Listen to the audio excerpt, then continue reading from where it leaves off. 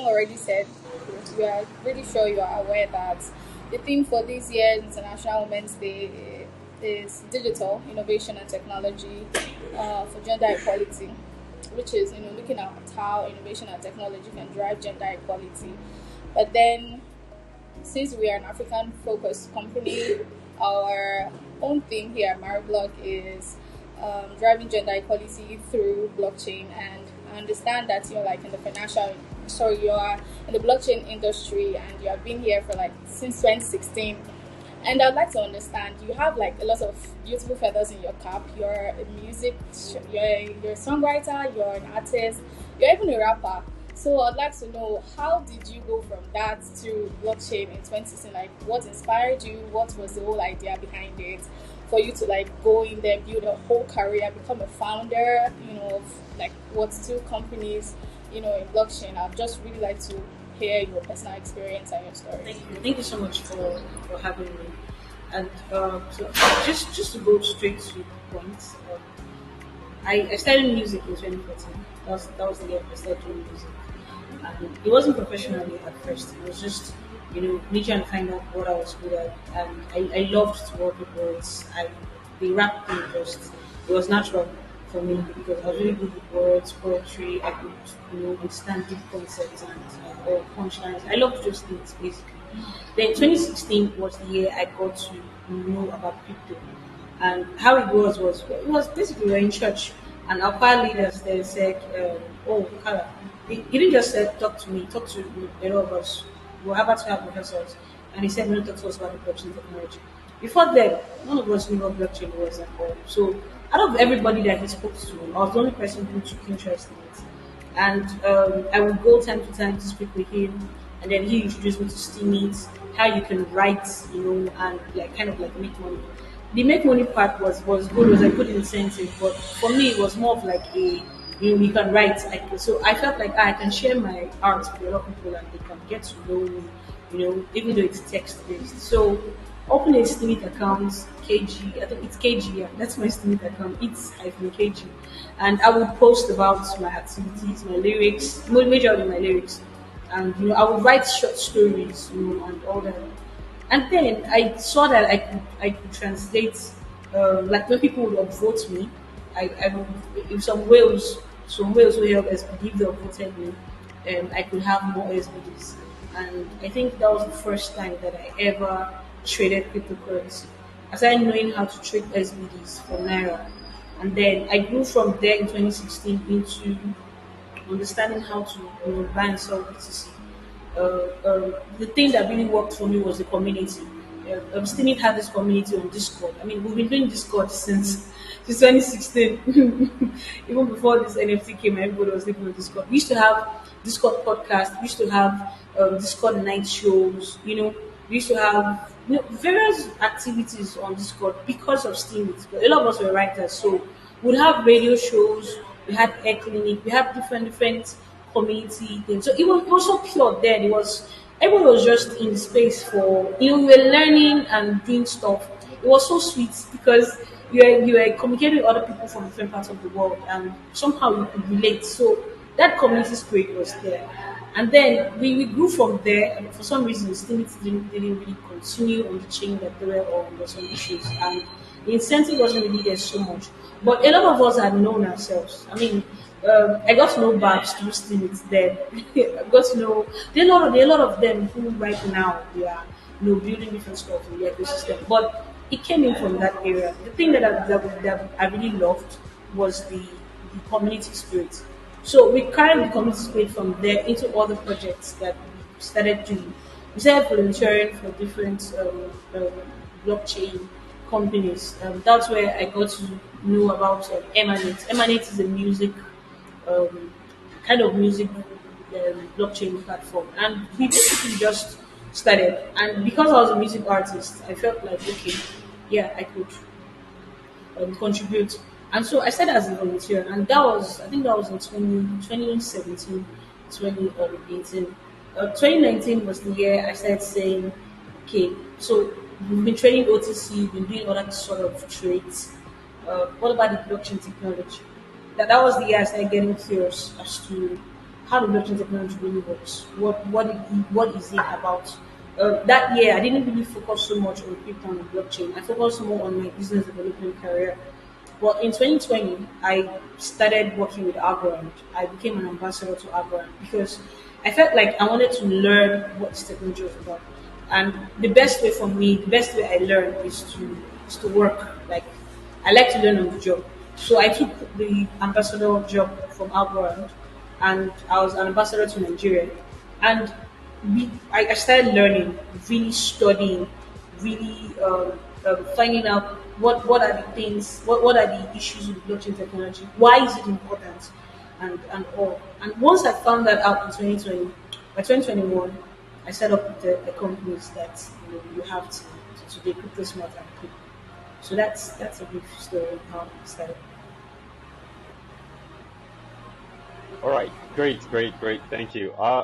So you just before uh, just before we proceed, I'd like to ask you, where Currently based in Port Harcourt, River State, Nigeria. Port Harcourt. Have you always been based in Port Harcourt? Yeah, yeah, always. All right, so great. I mean, how is the crypto or blockchain community over there in Port Harcourt? Oh, it's scattered. That's one thing I would say. It's not so put together. It's every people are having communities here and there, so it's not like there's one central space. But I get to meet some persons in the different mostly in NFTs. I get to see people who are really into NFTs here in PH. But it's not like there's one central body. There's none yet. So everybody's just having their different communities in different places. I can say it's not as strong as some of the ones that I've seen. I think the one that I've seen that is in one place are big universities. So Blockchain Uniport has theirs, the blockchain community. River State University of Nigeria has, River State University have their community. Those are the two communities I can see that are put together in one place, and I think it's because of the school. But for others, they are different. Different trading companies have their communities. Different, a lot of other companies have their communities. So there's no one general one. Well, it's good to know that you're in Port Harcourt. I mean, I came across a picture on Twitter from your company where you had this class for females in blockchain. You run a Yeah, class for free, trying to educate females in Port Harcourt. I yeah, think Web two. You said Web two first, and then yeah. Web three later, right? Would you like to Left tell us me anything next. about that? Yeah. A lot of times when people come into the blockchain space, they they think like they want to come in as developers. They usually just feel they don't know the difference between Web 2 and Web 3. Sometimes they feel like, oh, Web 2 is just Web 2 and then Web 3 is another thing. The thing that makes Web 2 different from Web 3 is the blockchain technology. That's all. It's the same frameworks that we work with. It's basically the same frameworks. If you don't know JavaScript, you might have a really hard time trying to build anything or on any chain. If you don't know at least the language of the web first. So we tend to tell people that if you're a newbie and you want to get into the Web3 space as a developer, you need to first start with learning what the Web2 infrastructures are, what are the frameworks to work with, what are the tools to work with. Those are the things you need to learn, first before you start saying, I want to be a Web3 developer. So we start by teaching them the basics, the Web2 infrastructures, what to build with, why you should know JavaScript at least, first of all, why you should know Python. Before you start saying you want to know about writing smart contracts and Solidity, by the time you write the smart contracts, okay, where would they be hosted? How would other users interact with your contract?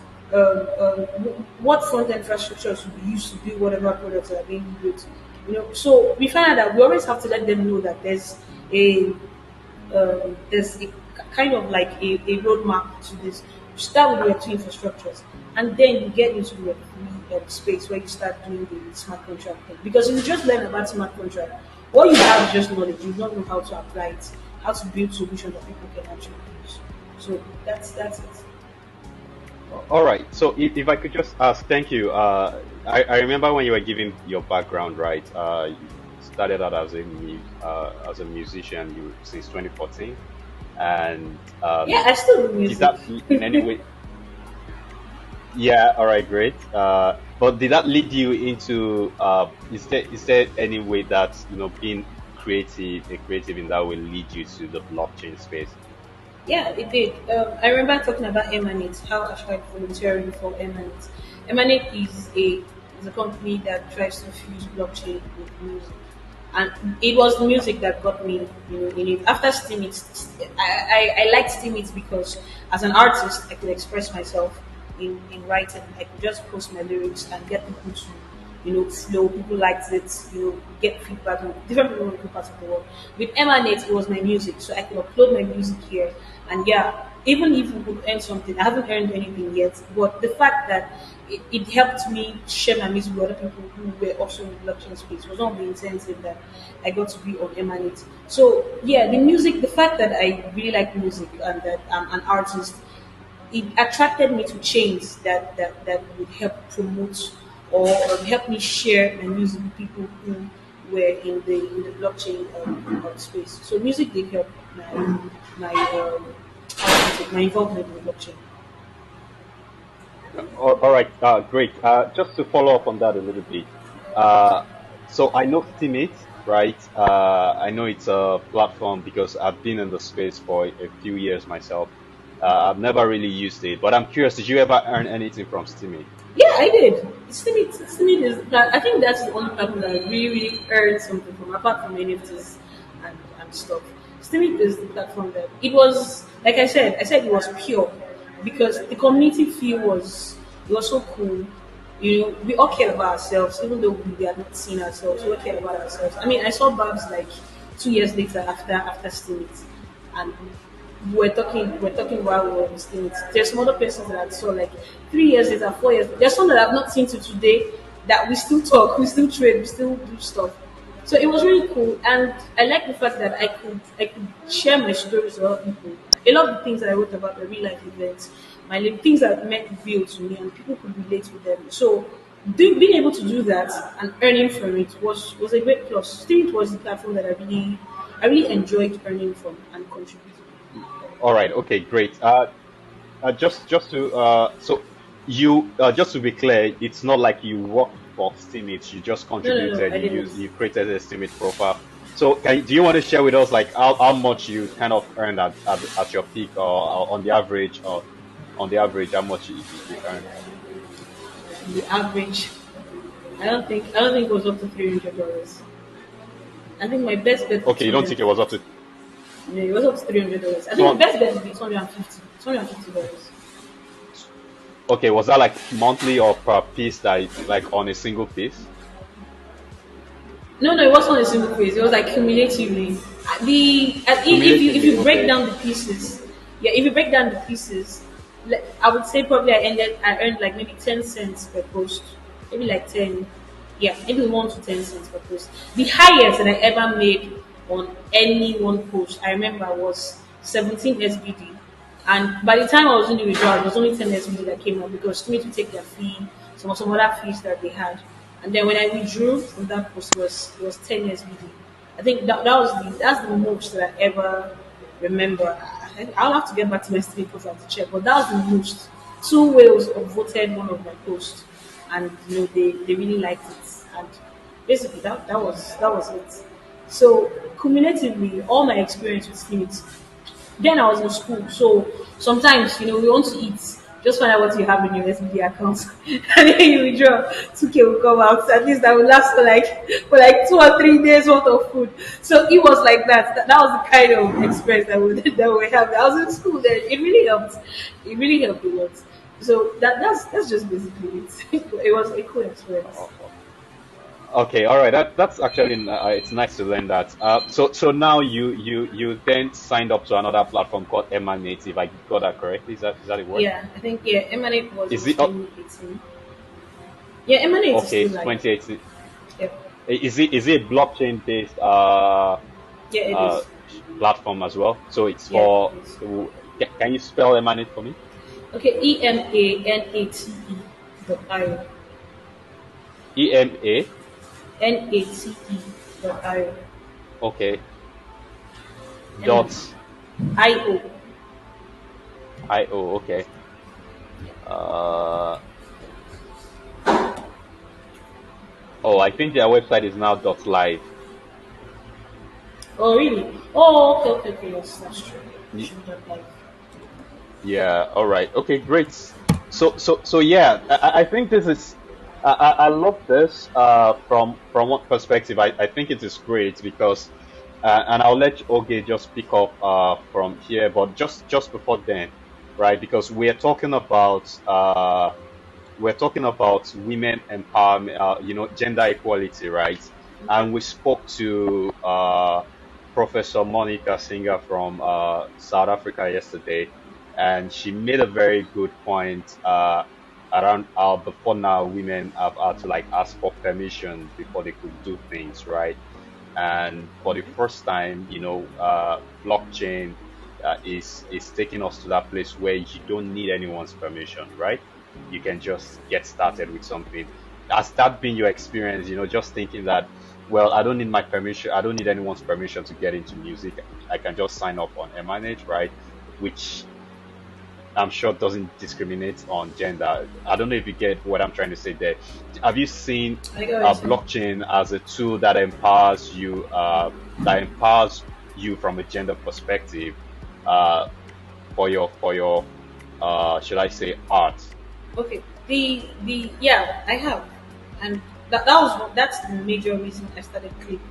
I started Click in 2021, and the idea is if this block because okay, that's how I got to know into NFTs because I had used Limit, I had used Emanate, and then I was saying how can I make how do I fuse blockchain and music and art.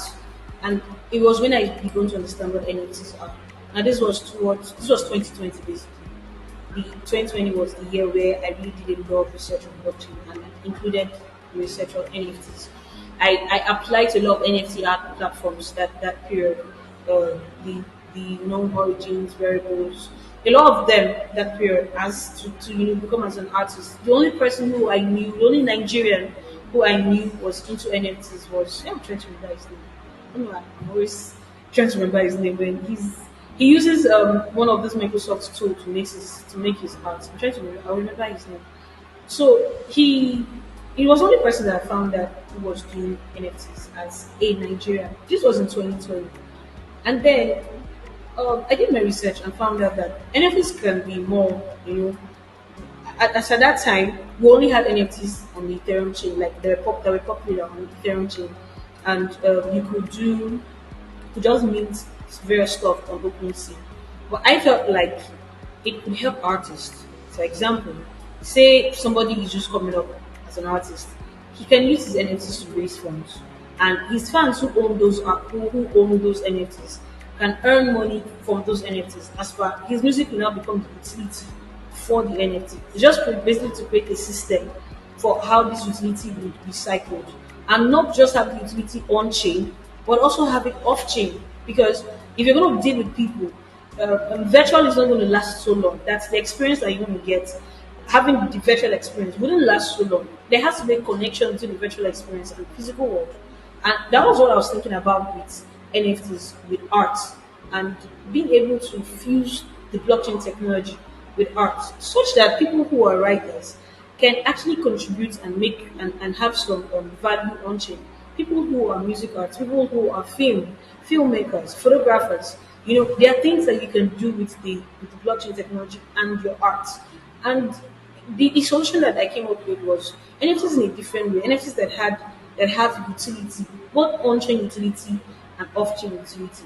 So yes, the blockchain technology is important for our different activities for art, and it's something that I know that can work really well. Not only what we have right now, where the NFTs are just for a quick money grabbing scheme by some persons. And then apart from the ID use cases for chains and being able to identify their users, people who are contributing to the community. But on an art level, from an artist perspective, it can be more.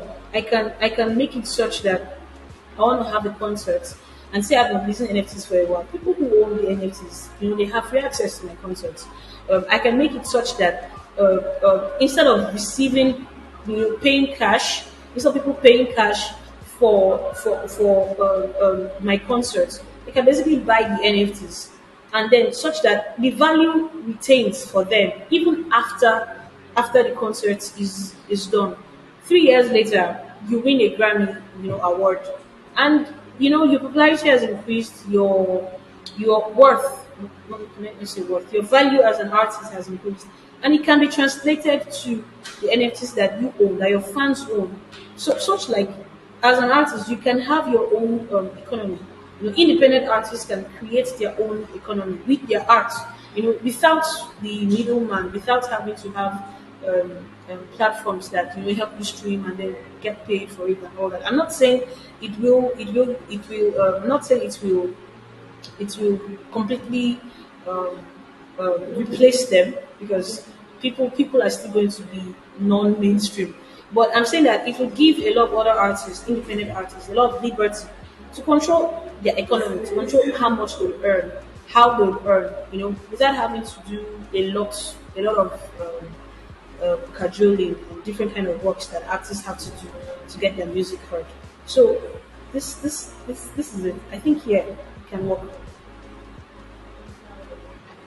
All right, great. So just to follow up on that, right? I kind of have two questions there. Just Okay. but maybe just on a yes or no basis, right?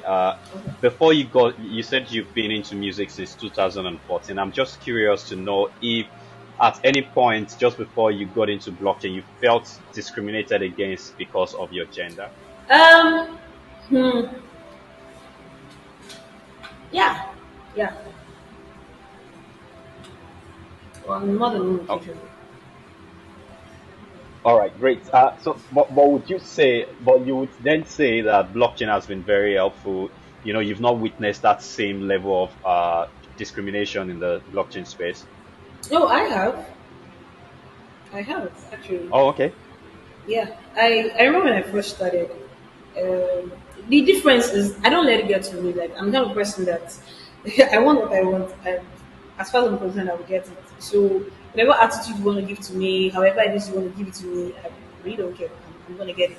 So it's one of the reasons why I'm still in the space. When I first started, when I would ask questions, okay, how does this work? How does this work? I always had one answer: DYOR, DYOR. And when I tried to enter into some other person's DM, there was just this certain kind of push. I've had people tell me, yeah, woman, should not be in the blockchain space.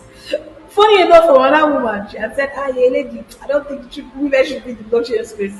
I don't think women should be crypto traders. I said, wow. So yeah, I've had it a lot, but I don't I don't pay any attention. Um, the thing is, I don't know, maybe it's because we're in Africa, I don't know, but they tend to feel like, okay, she's a lady, so maybe she will not go through with this, maybe she will not compete with this, or maybe she will not. There's just that thing that's there, and then you have to basically what the way I fight it is, I don't want to prove anything to you. You're not the person I want to prove something to. It's myself I want to prove something to. The idea came to me, so I need to prove to myself that I can see it through. And I basically just ignore whatever that is, whatever discrimination that might be there. But it's there. It's very much there. All right. So, I mean, I think I'll let Oge talk to you more about, the discrimination, and maybe I'll take the conversation forward from there. But just to like talk about one final question that I had here, based on what you've said earlier, was, how blockchain-based platforms, right, can be very important and useful for for uh, you know, permissionless access, right? In the sense that you as an artist can get into start minting NFTs, or put your music on a blockchain based platform like Emanate, right? Without permission. Uh, but I'm always concerned. I mean, that sounds good, and I liked it personally. But the question is it commercially viable? Is there a future where this thing becomes commercially viable? It's not commercially viable right now because you have, and I still think there are a lot of user experience stumbling block on the way. So what's your view on that? Right. Oh, okay. I feel like it will take a while for that to become commercially viable. And I think the best way, not way basically, I think the best strategy, there might be better strategy, but if you incentivize the users, then there can be some sort of commercial value to it. At the end of the day, is setting up a system for value, a system for on-chain and off-chain value. And in the world of NFT, it's called utility, a system for on-chain and off-chain utility. So if I play certain music artist songs and I am going to get paid for it, that's let's say I'm not an artist, say I'm just somebody who loves music. So I have an app or whatever products that I can play music with, I can play playlists with, like basically like how traditional streaming platforms work. But the difference is that I can actually earn something at the end of the year. You know, after just like the way you come out and you see Spotify at the end of the year, Spotify can show you your metrics and say this is how much music you play, or this is how artists you listen to a lot. If that can happen in the blockchain space such that at the end of the year I can see, oh, I think this number of streams, this is how much I'm going to get, a token I'm going to get, or this is how much gifts that I can have, or probably because of the artists that I listen to, because of how their royalties are like, I get a certain percentage from it. If those kind of things can happen in the blockchain space, then we have a really good chance of bringing commercial value, you know, to this space with music, and it's one of the things that I want to do. But I have to take it one step at a time with the other products that I'm building. Uh, all right, great. And just to like so about I think this was 2021. Yeah. Uh, Davido partnered with Bitseeker. That's another crypto company based out of Ghana, Nigeria. I think they have operations in Nigeria, Ghana at the minimum, right? To launch a social token or a fan token called eChoke, right? Okay. Yeah. Yeah. Literally spell. I'm sure it's like a caricature of like eChoke, right? Yes. And uh, I'm not sure how that has performed, right? But I was at the press conference where that was announced, right? And my impression was that yeah, this sounds really good, right? This is a very good reason why for artists to be able to engage their fans even more. But I don't see proof right now to say it has been successful. And we're talking about Davido here, who is one of the Top you know African artist. top artists out of Africa. Okay. So so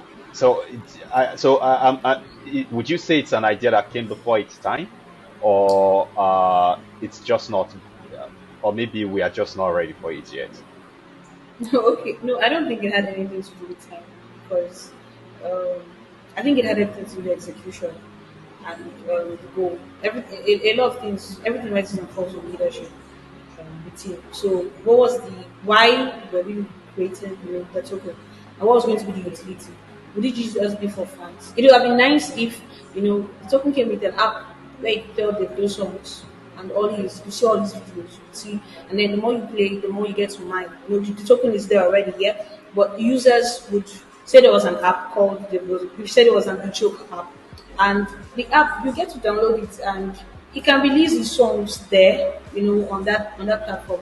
All his features, all his interviews, his everything about him can about as far artistically could be on the app. And the more you interact, the more you are able to mine the token. It could be, yeah, I understand the idea of token, it's a fan token, but the common sense would be to create a fan product with it also.